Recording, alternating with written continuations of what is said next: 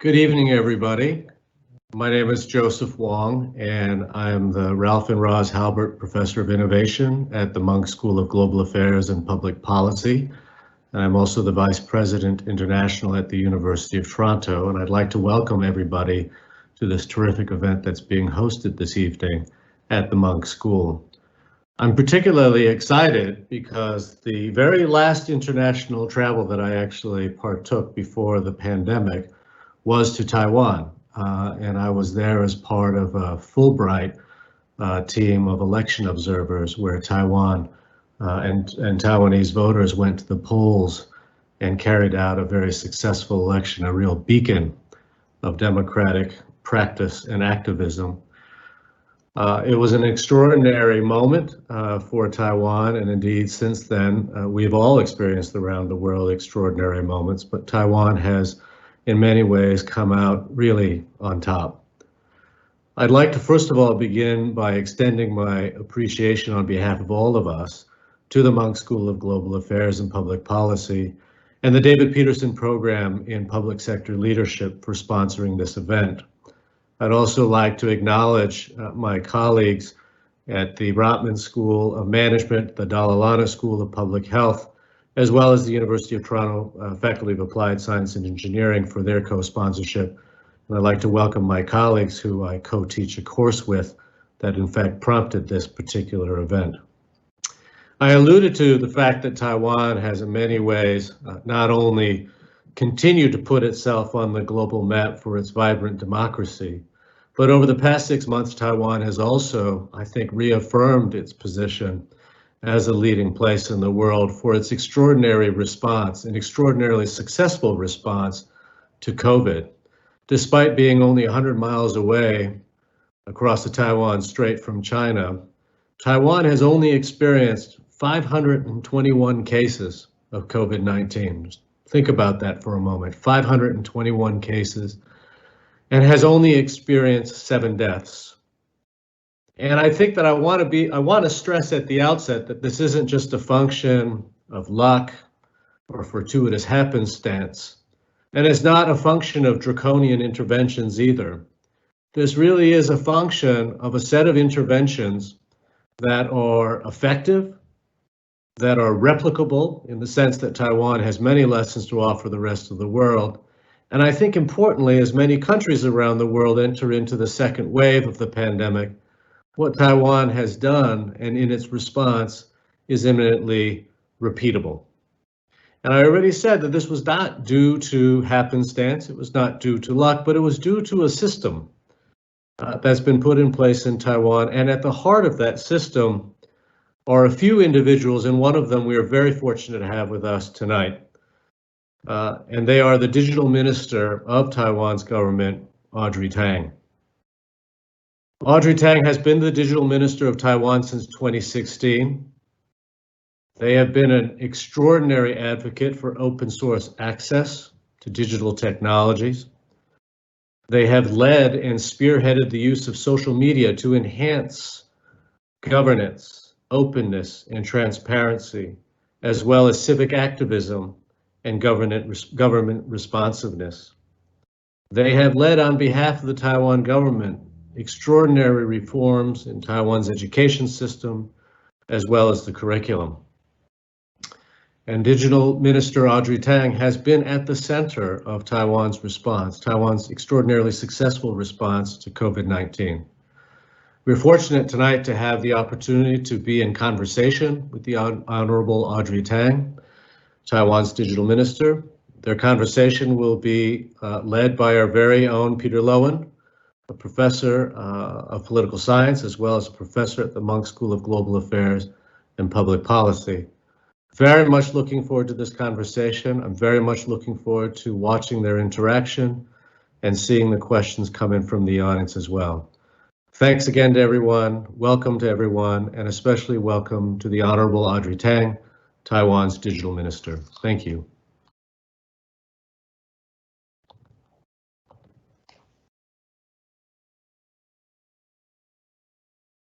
Minister, it's a great pleasure to have you joining us this evening, this morning, your time.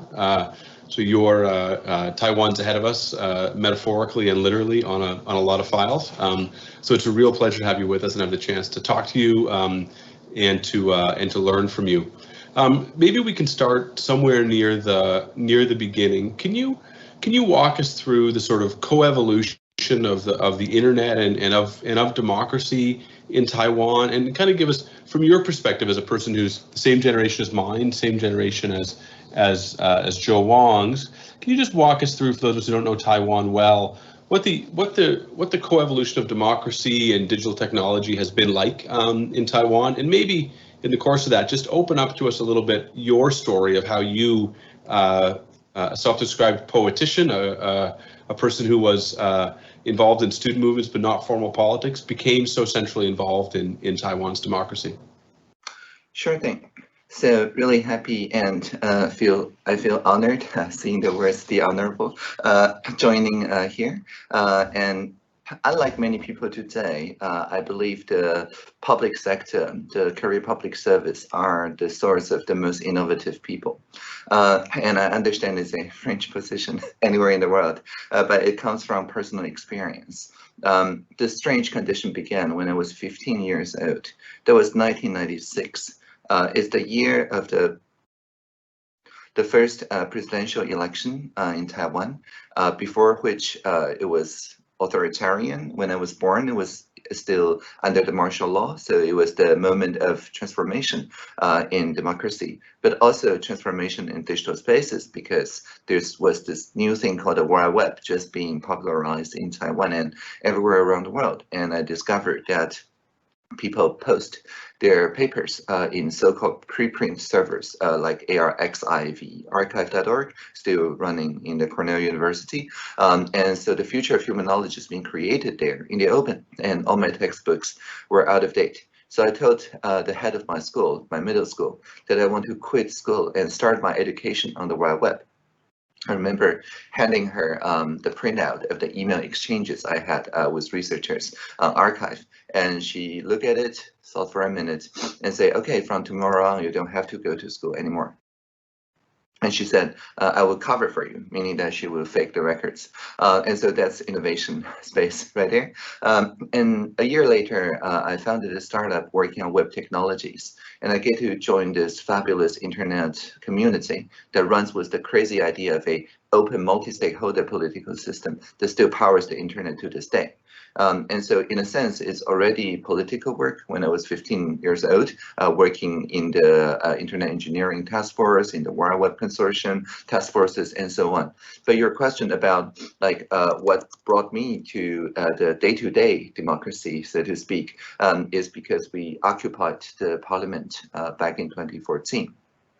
That was in March, and the people went to the parliament building in protest of a cross-strait service and trade agreement that were ratified by the parliament without any substantial deliberation, as we would for any other international treaty. I think they found a constitutional loophole and argued it's not international or whatever. But anyway, so the point is that we occupied the MP's seat to do the MP's work for the MPs. That was the legitimacy hearing. And with 500,000 people on the street, many more online, we facilitated conversations, like 20 or so NGOs in parallel, talk about 20 different aspects of the CSSTA, one of which about whether we need to allow Beijing-made components into our then very new 4G telecom infrastructure is a debate being held now around the world, except on 5G, but we had that maybe 6 years earlier. And then the consensus on the street reached the head of the parliament, who agreed basically to all the demands. And so the Occupy was not only a nonviolent, it was a demonstration in the sense of a demo that people with the right facilitation tools can actually get to rough consensus and running code, in this case, legal code. And so around the end of that year, all the mayors that supported open government gets elected, sometimes surprisingly, and all the mayors that didn't. And so I was then recruited along with many occupiers as reverse mentors, people under 35 years old who work with cabinet ministers to point out the new open government crowdsourcing direction of the nation. And so after serving for a year and a half or so as a kind of intern to the cabinet office of Minister Jacqueline Tsai, I get promoted into a full-time job, and so I've been digital minister ever since. That's the kind of very short time-lapse idea of a country that still remembers the martial law, remember how bad the administration's censorship and takedowns was. So when we fight an infodemic, for example, we must innovate and don't do any administrative takedown. And the same that we fought the pandemic with no lockdown. Thank you very much. You've put so much on the table. There's three things I want to touch on. I'll touch on them briefly. You can expand on them as much as you'd like, and then we've got some great questions. And if people want to give questions, they can put them in the Q&A bar on their browser, or they can send them to the email address events.munk@utoronto.ca. I want to ask you a little bit. I can't resist about hierarchy and about traditional politics, and you've been very public about wishing for more non-hierarchical approaches to decision making, to pursuing consensus. Politics is by design and by practice one of the more hierarchical domains in the world. What has it been like going into that environment? It's an environment that can really shapes a lot of people, and very few people can shape it. You seem to have been able to. What's it like going into that environment with a desire for non-hierarchical decision making when so many incentives are towards hierarchy and authority? That's a great question. So this is the point when I share my office. So can you see my office? Right. So this is literally my office, which is the Social Innovation Lab in the heart of Taipei City. It used to be the headquarters, actually the intelligence unit of the Air Force. And so you don't get much more hierarchical than the Air Force headquarters. But perhaps symbolically, we tore down all the walls, and it's now a park that everybody can walk in. And they see those public art. This particular one is made by people with Down syndrome, with trisomy differences, who see the world in a non-hierarchical way, where other people see abstractions, they see topological connections. And so people who step into this place almost by default feel very creative. And here is where we work with the 12 ministries, each have one secondment to my office. Again, the only thing I ask is that they work out loud, that is to say, adhere to the radical transparency principles, but I don't give them orders, I don't take orders either. And so whatever innovations that we roll out is a kind of rough consensus from those 12 ministries' secondments. This is, I think, mayor of the city of Prague, a pirate, party member, Zdenek Chyb, and he and his team, when visiting the Social Innovation Lab, saw these public art and get inspired and just started climbing on these structures, which were not designed for climbing. I'm happy that it eventually carried the load and it didn't lead to any international events. But anyway, the point is that people who walk in sometimes showcase whatever they have to offer. For example, people from the MIT Media Lab, I think 2 years ago, just showed up randomly with these self-driving vehicles. But they said, this is open source, open data, open hardware. We don't know what to do. And the horizontalism is the best here, because then we can work on the 4 pillars. That's the digitization, innovation, governance, and inclusion aspects of these technologies without imposing the technology on the society. Rather, people who walk around, sometimes with flowers, because it's a flower market nearby, maybe use the self-driving vehicles as baskets, like the shopping carts, and then they can mod, that is to say modify, fork, that is to say take into a different direction, and shape this into like hands-free shopping aid and things like that. So it's like a sandbox. And the only thing that I ask is that all the ideas that in all the meetings that I chair, or lobbying or interview or whatever, must be made radically transparent through either a transcript or a video for everyone to see. And so people generally make arguments based on the global goals and positive externalities, because if they lobby based on their own self-interest, it doesn't really look good on the radical transparency ledger. And so this enables us to develop effective partnerships. So to answer your question directly, I'm sure that there's still vertical hierarchical relationships going on between the secondments and whichever ministry that sent them. But once they are in this horizontal space, what we are looking at is just effective partnerships based on the reliable data that these ministries can provide, and also best practice, or really just better practices. When one ministry discovered that if they have a dog, the Zongchai, as the spokesdog, it increased the virality of their messages. For example, when you're indoor, you have to keep 3 Shiba Inus away, and outdoor keep 2 Shiba Inus away. And remember to cover your mouth and nose when sneezing, and remember to pre-order your mask. But why wear a mask? Because you see a mask protect you against your own unwashed hands. And that's very effective as a communication device. And so when the participation office from the Ministry of Health and Welfare introduced this idea, all the different ministries, participation officers learn from it. So that's horizontal kind of cultural osmosis division, and that's the way I work.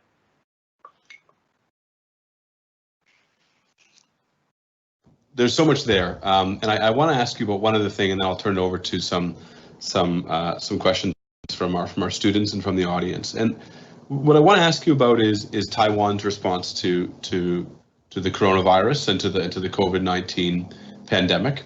And I just want to contrast it with Canada for a moment, to give people a sense of this. So Taiwan has not had lockdowns the way we had them in Canada.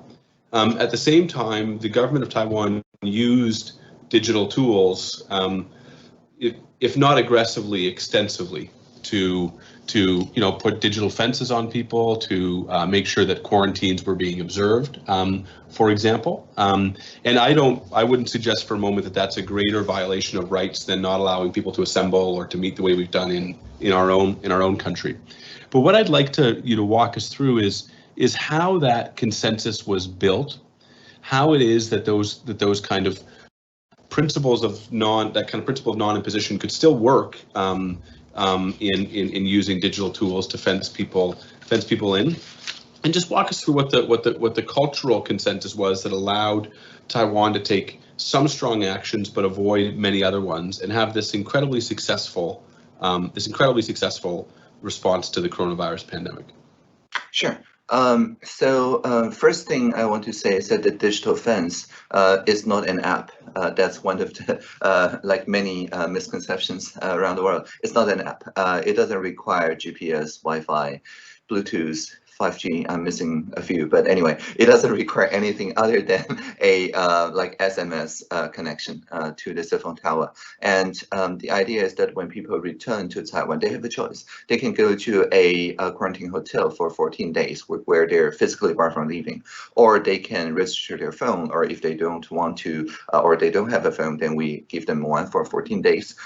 And if they are in a place with their own bathroom, then they can choose home quarantine, in which case the phone is put into the digital fence, but it's not an app. So we really don't know which room you're in. The only thing we know is the signal strength, which the telecoms are already collecting anyway. And the idea is that even in the most densely packed urban areas, the resolution, that's to say the perimeter of detection, is only about 50 meters or so radius. So if your phone goes outside of those 50-meter radius, it's true that an SMS will be sent to local health officers, but that's it. and people understand how that works because that's exactly the same format we use for earthquake advance warnings and flood advance warnings, where we send SMS to everybody on a certain region to notify them to evacuate, basically. And so I think the core here is that we do not collect any data that was not being collected before the pandemic. And so because of that, the data use, the privacy constraints, and so on, is much more well understood. And also people understood that after the 14 days, there is no constitutional ground on which to keep using the signal strength data. And so they are rest assured that they will not, for example, get, I don't know, precision advertisement or whatever, just because they enroll into the digital fence. And so I think that helps. And also what helps, I think, is this idea of fast, fair, and fun, which I call the 3 pillars of the social innovation. And the fast part is the most visible. Not only we get a heads up from the social media, the Taiwan not-for-profit equivalent of Reddit called PTT, where around, I think, last December, people just were sharing the Dr. Li Wenliang's whistleblowing from Wuhan, saying that, and I quote, there's 7 new SARS cases in the Huanan seafood market. And so we started responding that very day and started health inspections the first day of January. And that enabled us to basically work with, not for the people, and make sure that the collective intelligence, according to Civicus Monitor, Taiwan is the only place in Asia and one of the only 2 to count New Zealand that has the completely open civil society in terms of freedom of expression and so on, so that we can trust the citizens who upvoted this to just speak their mind about the veracity of the whistleblowing. And then we very quickly set up this daily press conference, the Central Epidemic Command Center, the CECC, where everybody can call 1922, a toll-free number. There's chatbots too, but the toll-free number, and suggest new things to be adopted, innovations to be adopted by the counter-epidemic task force, like the Quint. For example, back in April, there was a young boy who called saying, "You're rationing a mask and all I get is pink medical mask. I don't want to wear it to school because my classmate may laugh at me as a boy wearing pink medical mask." And so the very next day on the press conference, all the medical officers wore pink medical masks. I think the minister, Chen Shizhong, even said that Pink Panther was his childhood hero or something. But anyway, the boy became the most hip boy because only he has the color that the heroes wear. And that's how those 24 hours response cycle can make sure that while we're rationing a mask based on the fairness principle, we work actively with the civic technologies, with the 6,000 pharmacists and so on, so that everybody who queue in line can see the real-time mask availability. This map is made by the social sector, and once they purchase, people queuing after them can see in real time that the availability decreased by 9 or 10 if they are a child. And so this is participatory accountability right there. That's another response to your question about horizontalism. If you can get millions of people, in this case tens of millions of people, participating in the accountability, it's actually much more efficient and effective and trust earning than any top-down hierarchy, because people can see before their own eyes that this system is actually fair. And when we're ramping up the mass production from 2 million a day to 20 million a day, it's being evenly, fairly distributed.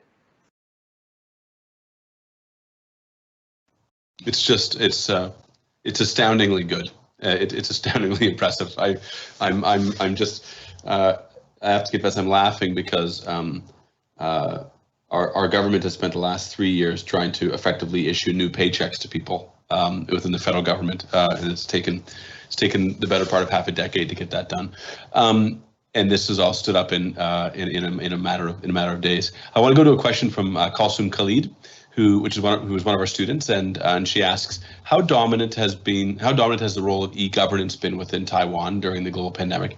And do you think a similar strategy adopted by countries at the same economic level as Taiwan would benefit in terms of mitigating the spread of COVID-19 infections within the country? I guess another way of asking that is to say, what does Canada have to do to become like Taiwan? Yeah, this is a great question. I think, for example, the mask availability map I just showed gets adopted by South Korea in just a few weeks' time. They just took our API, because it's all on GitHub anyway, and convinced their government that mask rationing is the thing to do. And there's already some availability mask in Taiwan. You don't have to reinvent the wheel. And so the civic hacker named Swinjun Kyang from Tainan City actually got the first mask map going for South Korea, even though he doesn't speak Korean, he speaks JavaScript. That's what matters. And so the point is here that once you get the open APIs in place, in this case, like updating every 30 seconds availability, there's tons of existing e-governance projects. The countries do not have to reinvent anything really. All they need to do is to ensure that, like in Taiwan, when we're doing procurement projects, all the system integrators and vendors, they must, and I'm sure the same in Canada, provide the interface not only for people with sight, but also for people with seeing difficulties or with blindness. Otherwise, they could be disqualified for discrimination or being unprofessional. But we go a little bit further. We say that in procurement, they have to also provide open API, that's a Linux Foundation standard, to facilitate access by robots, by other systems. And if they design it so it's only useful by humans and not robots, then they could be disqualified for discrimination against robots. Well, we don't quite say that in our procurement template, but it's the same effect. And so because of that, the systems were built like Lego blocks, in the sense that when you first have, for example, the tax filing system, because it has the APIs, we were able to repurpose it to pre-order masks to deliver to convenience store in very short time frame, like 3 days, because the APIs are already there. And the national healthcare system, like the prescription for recurring pharmacies, that gets repurposed into the ordering system you see on the mask ordering, direct ordering in the pharmacies, again, in just a couple of days' time. So just prepare those APIs, make them a procurement standard, and put it in place. I think that is really the only thing the government needs to do. The other parts, the inclusive access to, chatbots and voice assistants and various languages and so on, more than 100 applications. I'm sure that your civic hackers are perfectly capable of doing that if given the right API. That's very good. It's very helpful. Now I've got a question. You're going to be asked here to give some free advice to the new Prime Minister of Japan, Suga, who said that he would like to see a basic policy on new digital agency and by the end of this year to speed up digitization of Japan's outdated systems. So one of our students, Noriko Takahashi, wants to know how the government can kind of more successfully increase their use of their My Card number, their kind of social identifier and digital identifier for people, when not all citizens are in favor of the implementation and they're concerned about security of their personal information, et cetera, et cetera. Same issues in Canada. How do you get people over the barriers of resisting kind of digital identifications that government can use across platforms? Yeah, that's a great question. I think the fact that the Taiwan National Health Insurance Card has more than 99.99% of usage in not only citizens but also residents is because it's very inclusive in the sense that we're not forcing you to use an app. Again, this is a IC card that you only hand to the people who you trust to act in your best interest.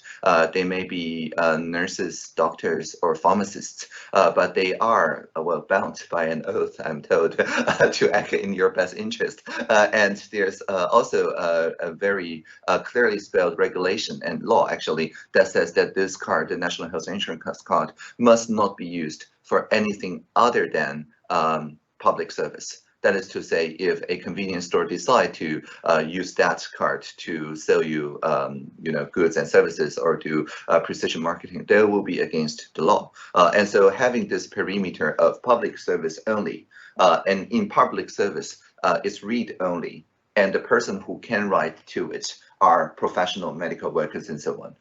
Having this like 3 strata of using the National Health Insurance Card, I think really build a lot of good data norms that people can, if they want, use their app to check each and every prescriptions, including like X-ray scans or things like that on their phone. And this is called My Data. If you start with My Data with the personal control over how the data is being collected and used and so on, and build a data norm around it, then people feel much more at ease, because it's essentially themselves and the social sector taking care of the data's quality and so on, and also the people they trust to act their best interest. And then we can build new applications on those user experiences without reusing the national health insurance card. But having something like that at the beginning is very important.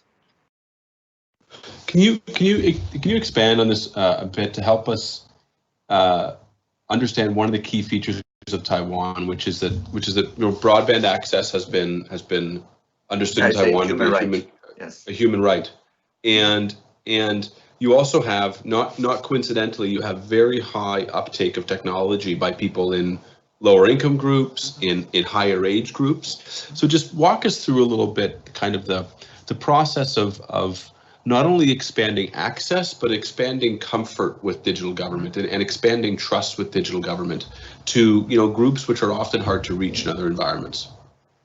Sure. So again, we're not saying that people have to use mobile phones or use computers and so on. The key to the health cards, IC cards success is, as I said, the 6,000 pharmacists, each not only having the knowledge, the IT know-how, but also the digital engagement with their communities and neighborhoods. And they are the best candidate for messengers to the public. For example, saying, the mask you just got is useless unless you wash your hands properly.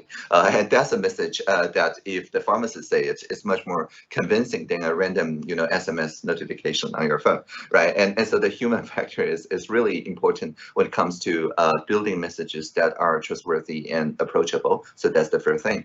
And again, in the digital opportunity centers, in the libraries that offers tablets that are guaranteed to be new as of the last 3 years, the digital companions where undergrad students pair with people who are of as you said, a more rural or lower income group to show them the possibilities of online communities and so on. Those are designed always with a kind of mediator, a facilitator in mind. So to us, the digital is different from just ICT. The ICT is the part where machines talk to machines, but the digital is where we enable people to talk to people more. And I think that is the philosophy behind the broadband as a human right, which guarantees anywhere in Taiwan you have 10 megabits per second bidirectional, actually, for just 15 euros per month.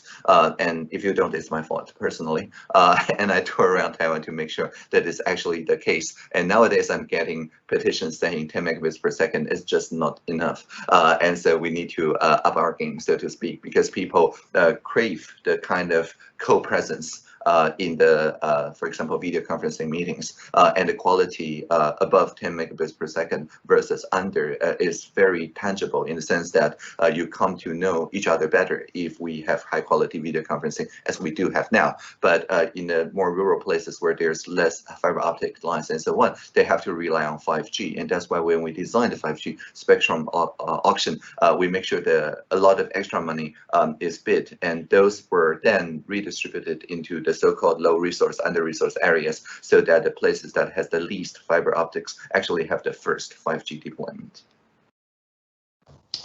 I've got a collection of questions about the nature of democracy, about democratic discourse in Taiwan as it relates to digital government. So one set of questions are about the nature of the way Taiwan is dealing with challenges of misinformation, and some of the related problems of more of the more kind of the less desirable elements of speech that we often see on the internet. So how is Taiwan dealing with the kind of both the domestic and the international misinformation problems that we see besetting a lot of countries and a lot of democracies presently? Yeah, our counter disinformation strategy, very easy to remember, is called humor over rumor. And so we use humor to combat rumor. And this is based on the kind of psychological insight that it's easy for individual rage, anger, to channel into outrage, that is to say collective anger, that fuels a lot of the R value, the virality of misinformation, where people feel so angry they don't bother to check the facts. However, if you have seen the movie Inside Out, once you color a sentiment yellow, let's say joy, if one feels joy about something, it's actually very difficult to go back into anger and outrage. And so it's a one-way street. The point is that whenever there's a trending misinformation online, we make sure that we roll out a clarification at least, I think, 2 hours, that's the deadline, but on average 1 hour after the rumor circulates. And so even if the humor spreads a little bit later in the beginning than the rumor, if it has a higher R value, that's to say if it's very funny, then it ends up reaching on that day more people than the misinformation. And when people go to sleep, if they have seen both messages, chances are that a long-term association will be on the humor, not the rumor, and they wake up having more media competence. As an example, this is pre-COVID. There was a popular rumor that says people will be fined $1 million NT for repeating hair perming as an activity within a week. It's not true, of course, but our premier immediately wrote this meme of a photo when he was young, and saying that I may be bald now, but I would not punish people who look like my youth. And a fine print that says, well, we have introduced a labeling requirement for hair products that takes effect in 2021. But then the mimetic payload, the premier as he looks now, saying, however, if you perm your hair many times a week, it will not damage your bank account, but it will damage your hair. Just look at me now for what will happen to your hair. And this is very funny. This is hilarious, actually. And so it has a very high R value, meaning that when you search for perming hair fine in Mandarin, chances are you'll find this funny picture, not the original rumor. And so it really is a collaboration between the social sector, including the GovZero community, which has a project called CoFacts, where people can flag, just like flag email as spam. They can flag incoming messages as misinformation and basically donate it to the International Fact-Checking Network for fact-checking. And this works even on end-to-end encrypted channels. So we can have a heads up on what's the most trending misinformation even before they get to the public channels. And the Taiwan Fact-Check Center, Michael Penn, and other international fact-checker in the network can just make an analysis and push out a balanced fact-checking, which then we repackage into humor. And so this is independent analysis, for example, on the campaign donation and expenditure, and again, participated jointly by even middle schoolers, like when I was 15 years old, I would love to participate into something like that, because in our curriculum, we don't teach media literacy anymore. We teach media competence. Literacy is when you're a viewer or reader, but the competence is when you're a producer of media, of fact-checking, and so on. And so this shaped a very strong social norm around, for example, the campaign donation. They must be domestic, no foreign interference. They must be honest in the sense that it must be published as raw data, and we take it as to Facebook at the beginning of the year, saying that, look, you either comply to our social norm and publish all the advertisements pertaining to social political issues in real time for independent analysis, so there will be no dark patterns, or you can face social sanctions. And in Taiwan, social sanction is really serious. And so they relented, and I think we are the first jurisdiction where they actually radically opened up the ads library during election. And so, yeah, there's many examples of how we countered the misinformation with no takedown, but with radical transparency. When there's a disinformation campaign, this is intentional, about the Hong Kong people protest, is a miscaptioning of a Reuters photo, which is a real photo, but it says nothing about being paid to buy iPhones or whatever. Instead of taking down anything, we learned a page from the Canadian copyright law enforcement, and it's called Notice and Public Notice, where we don't take anything down, but we do let people know that this alternate caption is sponsored by the Chang'an Sword, the Central Political and Law Unit of the Chinese Communist Party in the People's Republic of China regime. And so people are free to share it. It's just that there's a mandatory compulsory public notice that says this message is sponsored essentially by the propaganda unit of the PRC. And that's how we counter, for example, the attack on election itself that talks about invisible inks, is by asking YouTubers of all the major campaigns to essentially record and live stream the counting process, where each ballot count is announced in multiple angles, as you can see here, to the YouTubers, which each have their own tallying app. And again, any rumor about voting will dissipate because of that. And any rumor about mask, for example, are dissipated not only by the radically transparent mask availability map, but actually, again, by our premiere, which you just see the front side. But when there was a rumor that says, and I quote, when we're ramping up mass production, it's being, tenfold increases due to confiscating the tissue paper production facility. So we will soon run out of tissue papers. That's a real rumor where, people are prompted to panic buy. And within a couple of hours, our premier wrote this hilarious meme that says, shows his backside wiggling a little bit, and then says in very large font that each of us only have one pair of bottoms. It's a wordplay because in Mandarin to twin stockpile is the same sound as bottoms twin. And so everybody then remember this table that says tissue papers are made out of South American materials and medical mask domestic materials. And so after just a couple of days, the panic buying just died down because of this meme. And the cute dog, of course, also reminds people not to panic buy. So when there's a instant noodle craze, like people saying, oh, it's going to run out soon. Again, the premier just said, there's plenty of instant noodles, buy as much as you want. And then the dog and all the agricultural townships and municipalities, mayors just add to it saying, you have to buy more vegetables and have a more balanced diet and so on. So it feels very joyful. And once people experience the joy, it's very hard, actually. It's like a vaccine. It's very hard for the disinformation or misinformation to travel. So there is a very joyful is a good word for it. Beyond humor, there's a very joyful element to this, and a very there's a certain lightness about it. On the other hand, Taiwan's democracy is one that faces existential challenge, right? On a more regular basis than other democracies.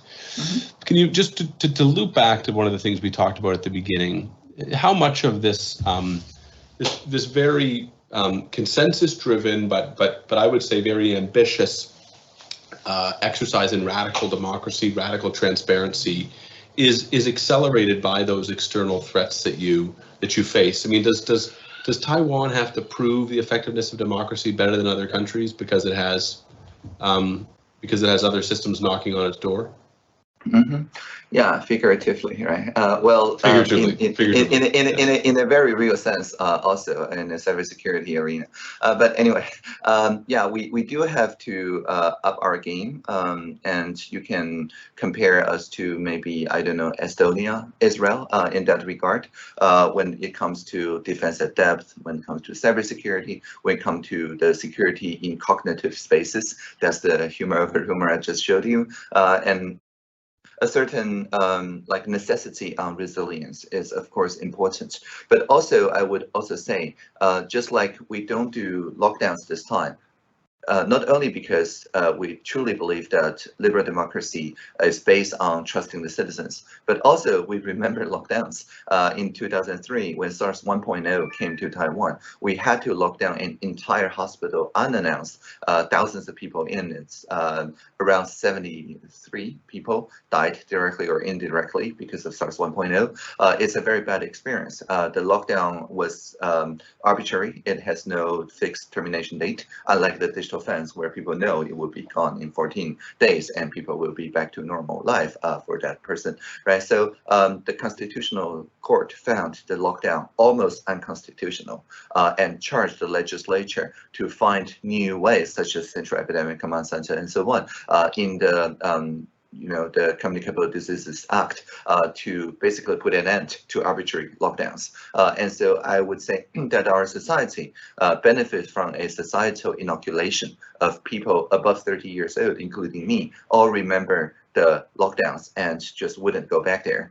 And also people above 35 years old, that includes me, all remember the martial law and how bad it was under a authoritarian or totalitarian military law, and we don't want to go back there either. And so it's both the PRC, but also our own history as a military martial law era ROC that propels us to think beyond lockdowns and takedowns and top-down governance mechanisms, because people understood how bad it was. It's very helpful. That's very helpful. I mean, so it's both internal and external, right? But certainly driven by past experience. Mm-hmm. We have a question from Katie Winan, one of our students, who wants to just hear you speak about digital education in Taiwan.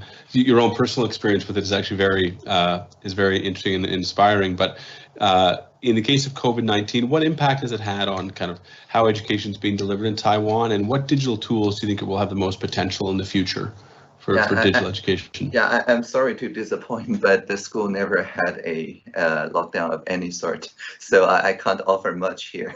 I mean, they delayed the opening of the semester for a couple of weeks just to make sure that there's mask for everyone and hand sanitizers for everyone and soap for everyone, but that's it really. People wear masks to schools, but we never had to resort to tele-education, and so I think there's a couple of things that I can say though.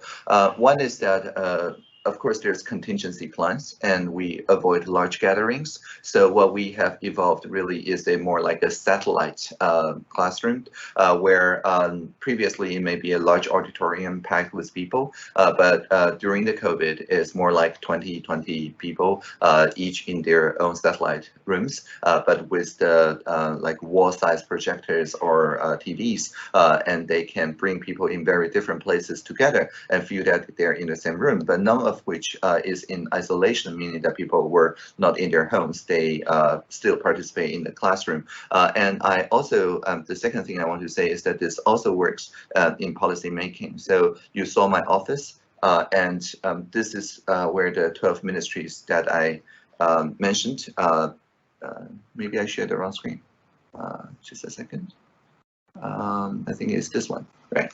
So people here in the 12 ministries gather, again, with very good food and music and so on, but they look into this wall-sized projections of me touring Taiwan to the most rural places, to the places least connected to the high-speed rails, and they have a regular town hall there, but it's just facilitated by yours truly, and I made sure that I go there, stay a night or two, doing a ethnographic or just hanging out with the local people, sometimes with the help of cultural translators for indigenous people. And so this is how we respond to the people's need in the here and now, making sure that it's only me that travels, but I facilitate the conversation with at least 5 municipalities and the central government too, so that we can focus on the life story of the local social innovators and local social entrepreneurs without abstracting them into like A4 papers or PowerPoint slides or whatever, and let them tell the story and respond in a active fashion. And that is not only good for education or learning at a distance, but also for policymaking at a distance.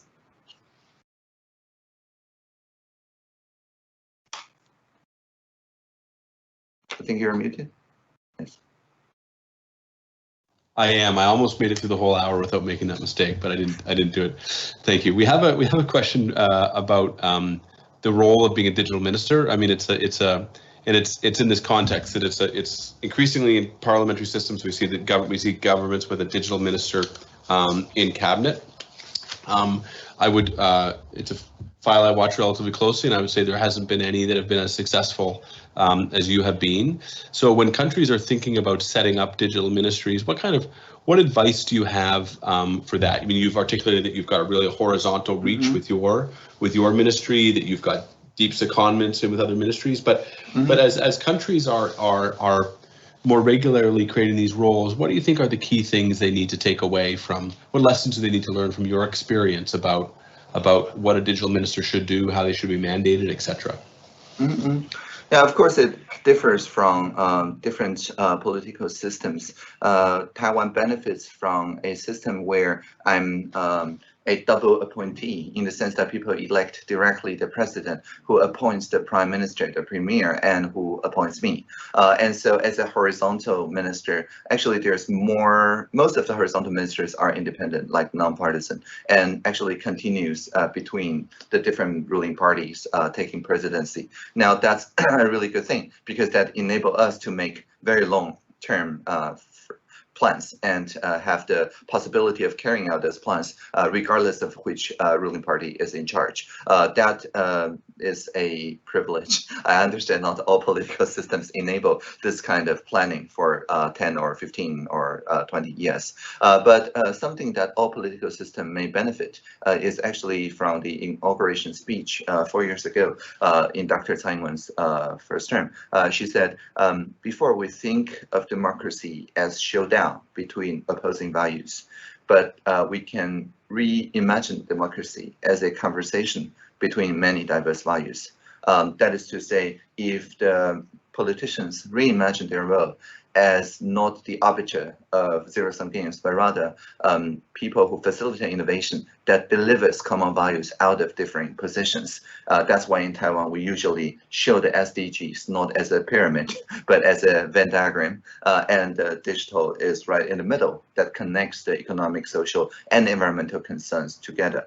And so I would maybe as a politician just share my job description. In the beginning, like 4 years ago, the HR department asked me, what does a digital minister do? What should a digital minister do? Because Taiwan never had a digital minister before. And I'm like, oh, it's very easy, right? It's just 1718 in the sustainable goal, enhancing reliable data. 1717, encouraging effective partnerships. And 17.6, make sure that everybody embrace the culture of open innovation. Easy.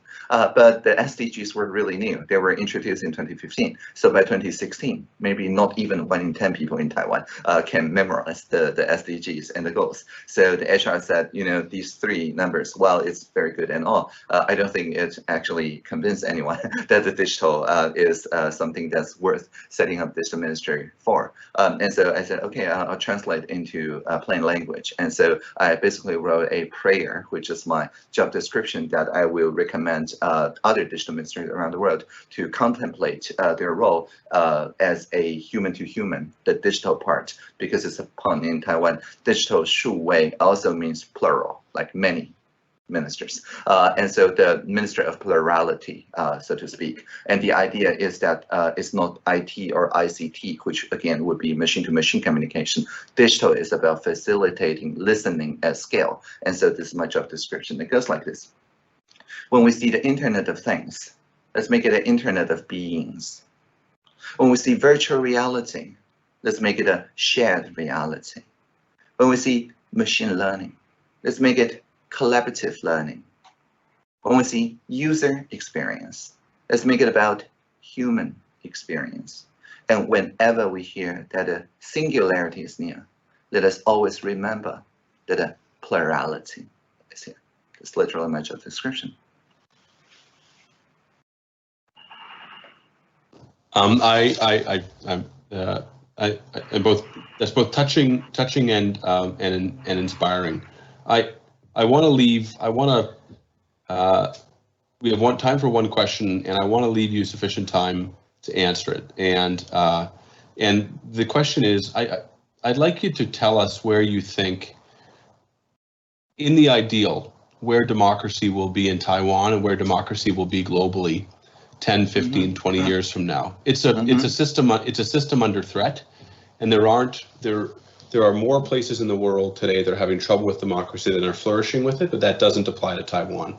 So can you give us a realist but optimistic picture of where democracy could be in 15 or 20 years from now if we do it as well as possible? Yeah, certainly. So I think one of the core promises of democracy is that the citizens' needs are responded to in the here and now. But previously, it was constrained by the bandwidth. For example, of voting, which is, I don't know, each person uploading 3 bits every 4 years. And so the aggregated bandwidth in decision making is simply not reflecting the times. But compare that with the toll-free number 1922 of the daily press conferences, of the real-time availability of masks updated every 30 seconds. That feels like democracy in the here and now. That's democracy with a higher bandwidth and with a lower latency. And so one direction is just to make democracy everyday practice. I'm not saying having a referendum every half a minute. I'm more like saying work with, for example, the presidential hackathon, which is a system that we devised and we're now spreading it to the world, where the president shares her executive power. In the presidential hackathon every year, 200 or so of teams in Taiwan and beyond propose SDG-themed data collaboratives that can, for example, solve water leakage, do telemedicine, make sure that people change their habits. Instead of buying plastic bottles, they will refill their bottles on a Pokemon Go-like game, and gets real-time notifications pertaining to their health conditions to drink water, because we're having record high, almost 40 degrees Celsius heat and things like that. But whatever they prototyped in the 3 months of collaboration, the president hands out 5 trophies every year, and each trophy is a micro projector that's the shape of Taiwan. But if you turn the micro projector on, it projects the president, so it's a self-describing trophy, and the president handing the trophy to the team, promising whatever they did in the past 3 months will become national policy in the next 12 months, with all the personnel, all the regulations, and all the budget required to make it happen. And so this is not an award with an individual prize, but it's an award with presidential executive power as the prize. And so it's a design like when we're voting, which of those 200 or so teams make into the final 20 or 24, we use a new voting method called quadratic voting. And quadratic voting, I don't have time to go to details, but it's basically rooted in mechanism design to make sure that the most strategic voters will vote precisely as their real understanding of the matter. So there's no reason to game the system, so to speak. And so the reason why is that we're giving, maybe I talk about quadratic voting for just 30 seconds. Each person to look at a palette of all the voters choices, like 200 of which, and select the final 20 or 24, each of them has 99 points. And this is on the Join platform, which has more than half the population, more than 10 million people having an account there. So with 99 points, they can maybe vote, I don't know, this one, which is using a water box to measure the water quality in agricultural lands. If they get mobilized to vote for it, it can vote 1 vote, which is 1 point. If they vote 2 votes, they will cost 4 points in total. If they vote 3 votes, then that's 9 points. So with 99 points, one can only vote for 9 votes, because that's 81 points, and they still have 18 left. And with 18 left, they will be motivated to not squander those votes, and maybe look this, which is using computer vision and self-driving vehicles, drones, to make sure that marine debris is cleaned before they reach the shores, which is great. But they have 18 points left, so maybe they vote 4, which would be 16. And they still have 2 points left. So they will look into 2 other things and maybe find that they actually have a synergy, and maybe the 9 votes is too much. So maybe they take some back and do a 7 and 7 or things like that. So on average, the marginal return and the marginal cost of each new vote is the same, meaning that people will distribute among likely 5 or 6 different teams. And the result is that first we have better signal, better bandwidth from the population, and also that everybody feel they have won once we announce the top 20 and the presidential hackathon, because it's very likely that one of the 5 or 6 teams they support ends up making the cut. Contrast that with the more polarized, like 1 person, 1 vote system in most participation budgeting and so on. You can do dot voting and so on, but it heavily encourages strategic voting. And so just simple innovations such as this will enable us to get more bandwidth from the citizenry to make decisions more in the here and now. And it also paves the way from the civil IoT system, from the air boxes and water boxes, to also represent the nature like rivers and mountains. And I'm not talking only about natural personhood, like I'm sure that Canada is also considering is pioneering in New Zealand, but also just make sure that people can react and act toward, for example, this year's presidential hackathon, there's a tree planting, patch by planting team that basically do augmented reality and make trees that talk back to you, asking you to take care of it and so on, and basically represents the environmental interests as also an active voice in the democracy. So in 15 years' time, I'm sure we can eventually